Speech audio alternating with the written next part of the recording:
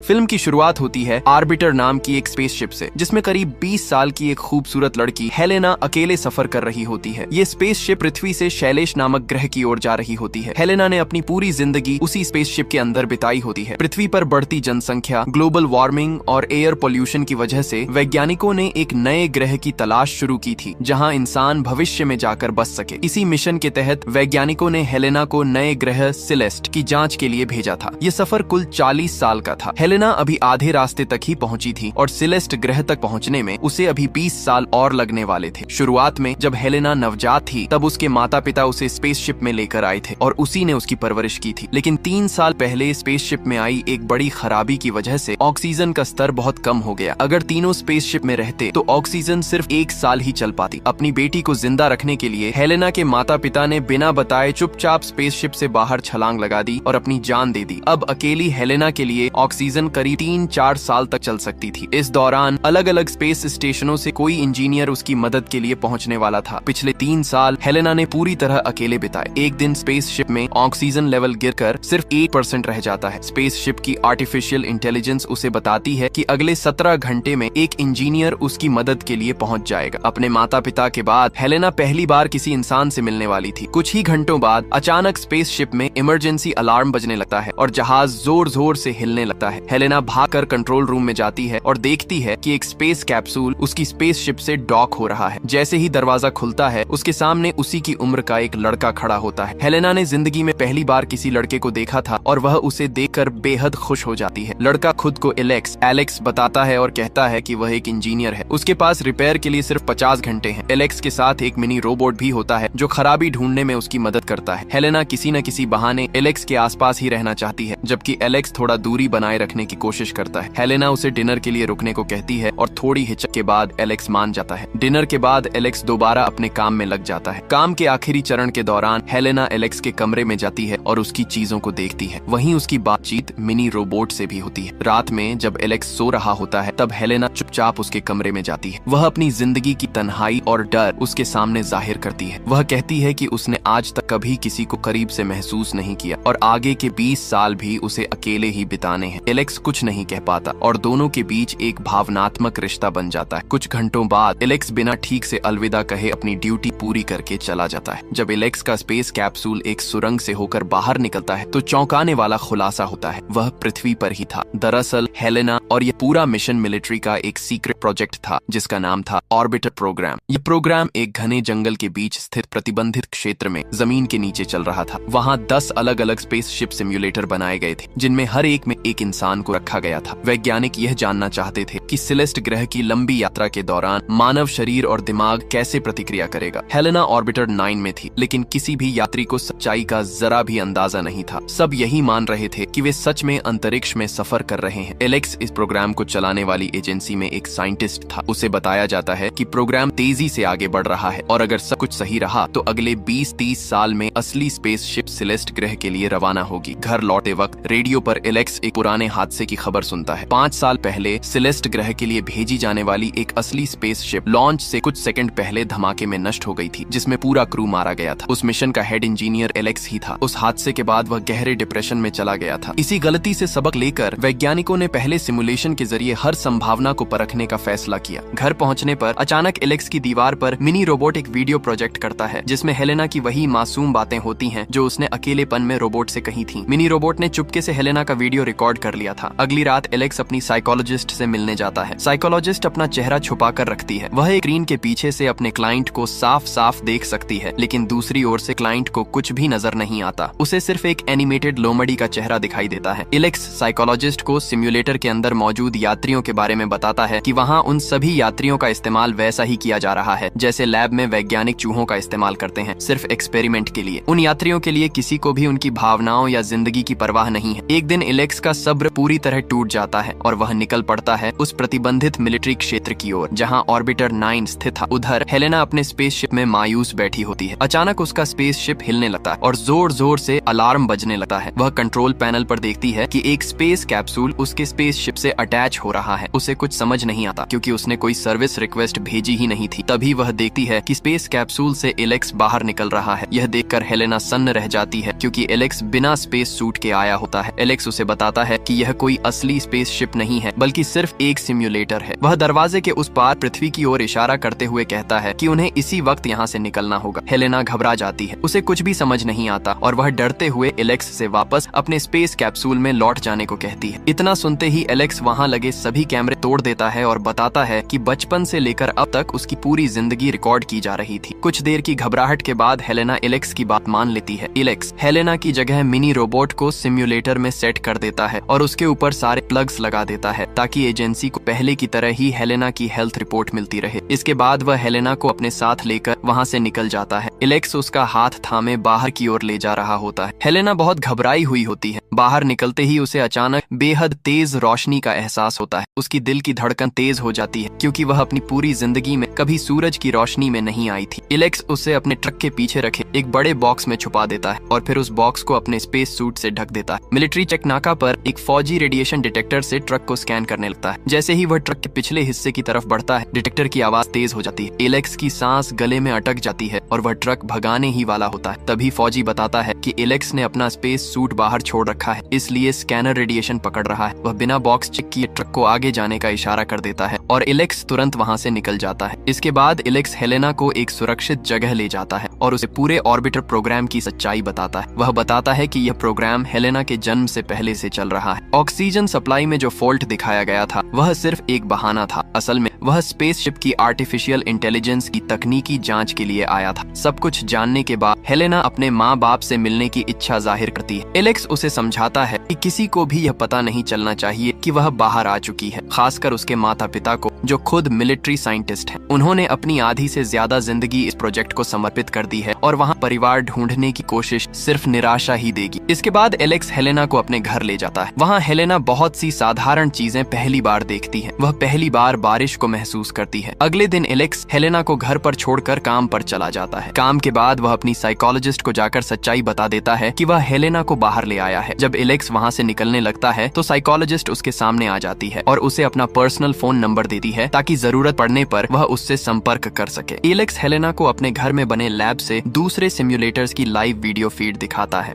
वह बताता है कि सिम्युलेटर में कैमरे सिर्फ कॉरिडोर और एंट्रेंस में लगे हैं, बेडरूम और बाथरूम में नहीं। अगर एजेंसी को शक हुआ तो वह घर से शूट किया गया वीडियो सिम्युलेटर की फीड के साथ मिक्स कर देगा। आखिर में एलेक्स हेलेना को यह भी बताता है कि सिम्युलेटर का दरवाजा किसी भी यात्री के लिए तभी खुलता है जब उस यात्री की मौत हो जाती है। उसकी यात्रा को किसी न किसी बहाने से लगातार बढ़ाया जाता रहता है जब तक कि वह नेचुरली मर न जाए, यानी सिम्युलेटर से मुक्ति सिर्फ मौत के बाद ही संभव है। ये पूरा प्रोग्राम इसी तरह डिजाइन किया गया था। फिर एक दिन हेलेना एलेक्स को अपनी पीठ पर उभरते अजीब से दाग दिखाती है। एलेक्स उसे अपने एक डॉक्टर दोस्त के पास ले जाता है। डॉक्टर बताता है कि हेलेना की स्किन बहुत ज्यादा कोमल है और सूरज की किरणें उसकी स्किन को धीरे धीरे नुकसान पहुंचा रही हैं। डॉक्टर के जोर देकर पूछने पर एलेक्स उसे हेलेना की पूरी सच्चाई बता देता है। डॉक्टर उसे बेहद सावधान रहने की हिदायत देता है। एक दिन एलेक्स की गैर हाजिरी में हेलेना के हाथ एक गुप्त रिपोर्ट लग जाती है। उस रिपोर्ट से उसे पता चलता है कि दरअसल वह एक क्लोन है। वह सच की तह तक जाने का फैसला करती है और उसी फाइल से अपने माता पिता का पता निकाल लेती है। बिना एलेक्स को बताए वह उनसे मिलने चली जाती है। वह आखिरकार अपने माता पिता से मिलती है। वे उसे बताते हैं कि हाँ, हेलेना एक क्लोन है, लेकिन वह किसी भी तरह से प्राकृतिक रूप से जन्मे इंसान से कम नहीं है, बल्कि कई मामलों में उनसे बेहतर है। इसी बीच हेलेना का पिता हथकड़ी लाकर उसे रेलिंग से बांध देता है और एजेंसी को फोन करने ही वाला होता है कि तभी पीछे से हेलेना की माँ उसके सिर पर वार करके उसे बेहोश कर देती है। उधर घर पहुंचने पर एलेक्स हेलेना को गायब पाता है। कमरे में बिखरी रिपोर्ट देखकर वह समझ जाता है कि हेलेना अपने माता पिता से मिलने गई है। हेलेना की माँ उसे आजाद कर देती है और भागने को कहती है। वह बताती है कि होश में आते ही उसका पिता एजेंसी को सब बता देगा। माँ से विदा लेकर हेलेना वहाँ से भाग जाती है। होश में आते ही हेलेना का पिता एजेंसी को उसके भागने की जानकारी दे देता है। उधर हेलेना वापस एलेक्स के घर पहुँच जाती है और दोनों वहाँ से भाग निकलते हैं। इसी दौरान एजेंसी का साइंटिस्ट अपने कमांडो दस्ते के साथ एलेक्स के घर की ओर निकल पड़ता है। एलेक्स और हेलेना मदद मांगने साइकोलॉजिस्ट के ऑफिस पहुँचते हैं। साइंटिस्ट उन्हें ट्रैक करता हुआ वहाँ पहुँच जाता है। साइकोलॉजिस्ट दोनों को छुपाने की कोशिश करती है, लेकिन वह असफल रहती है और एक कमांडो के हाथों मारी जाती है। एलेक्स और हेलेना किसी तरह वहाँ से जान बचाकर भागते हैं। कमांडो और साइंटिस्ट उनका पीछा करते रहते हैं। आखिरकार एक जगह जाकर दोनों फंस जाते हैं। उनके पास दूसरी छत पर कूदने के अलावा कोई रास्ता नहीं बचता। हेलेना एलेक्स से पहले कूदने को कहती है। एलेक्स कूद जाता है। फिर वह हेलेना को भी कूदने को कहता है, लेकिन हेलेना नहीं कूदी। वह एलेक्स को बचाने के लिए आत्मसमर्पण करने का फैसला कर लेती है। आखिरकार कमांडो हेलेना को पकड़ लेते हैं। वे एलेक्स पर भी गोलियां चलाते हैं, लेकिन एलेक्स वहां से भागने में सफल हो जाता है। भागने के बाद एलेक्स अपने डॉक्टर दोस्त से मिलता है। डॉक्टर बताता है कि हेलेना की मेडिकल रिपोर्ट अच्छी नहीं है। उसकी स्किन तेजी से गंभीर बीमारी की तरफ बढ़ रही है और वह सूरज की रोशनी में जिंदा नहीं रह सकती। एलेक्स डॉक्टर को बताता है कि एजेंसी हेलेना को पकड़कर अपने साथ ले गई है। यह सुनकर डॉक्टर कहता है कि एक तरह से यह हेलेना के लिए अच्छा ही हुआ, क्योंकि उसका शरीर अब हाई प्रेशर और नियंत्रित वातावरण का आदी हो चुका है। बाहर वह ज्यादा समय तक नहीं जी पाएगी। डॉक्टर यह भी बताता है कि हेलेना प्रेग्नेंट है। उधर एजेंसी में साइंटिस्ट के किसी काम की नहीं है, इसलिए एजेंसी उसे खत्म करने वाली है। तभी उसके पास एलेक्स का फोन आता है। एलेक्स कहता है कि उसके पास एक ऐसा सौदा है जिसमें सबसे ज्यादा फायदा साइंटिस्ट का ही है। एलेक्स एजेंसी की ओर निकल पड़ता है। दूसरी तरफ हेलेना को जहर का इंजेक्शन देने के लिए ले जाया जा रहा होता है। एलेक्स मिलिट्री चेक पोस्ट तोड़ते हुए आगे बढ़ता है। जवान उस पर गोलियां चलाते हैं। एक गोली आकर उसे लगने ही वाली होती है कि तभी साइंटिस्ट वहां पहुंचकर जवानों को गोली चलाने से रोक देता है। इसके बाद एलेक्स और हेलेना को आमने सामने लाया जाता है। एक दूसरे को देखकर दोनों भावुक हो जाते हैं। एलेक्स साइंटिस्ट से कहता है कि वह भी हेलेना के साथ सिम्युलेटर के अंदर रहना चाहता है।